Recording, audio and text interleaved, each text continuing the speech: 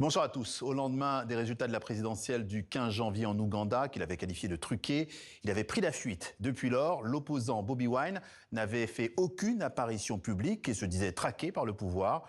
Bobi Wine est réapparu aujourd'hui. Dans une vidéo postée sur son compte X, il a annoncé ce matin qu'il avait quitté son pays, l'Ouganda. Philippine de Clermont-Tonnerre, Florian Gotter. Dans une vidéo de quelques minutes, l'opposant le plus recherché du pays donne à nouveau de ses nouvelles.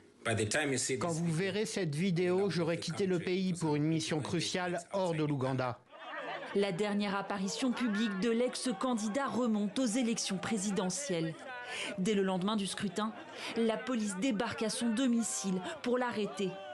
Bobi Wine annonce alors à ses partisans qu'il a pris la fuite et qu'il se cache. Le fils du chef de l'État, également à la tête de l'armée, menace alors directement Bobi Wine en le désignant par son surnom, dans ce poste par la suite effacé. Nous avons tué 22 terroristes de la NUP. Je prie pour que Kabobi soit le 23e. Une semaine plus tard, des soldats s'en prennent à sa femme.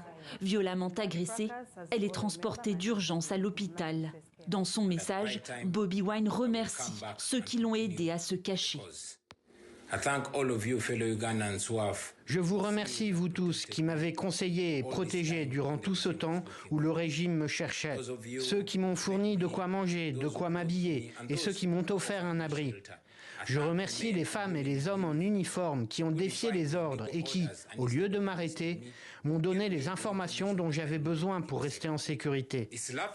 Il est risible que pendant près de 2 mois, tout l'appareil sécuritaire ougandais ait dépensé des milliards d'argent du contribuable pour me rechercher partout sans succès.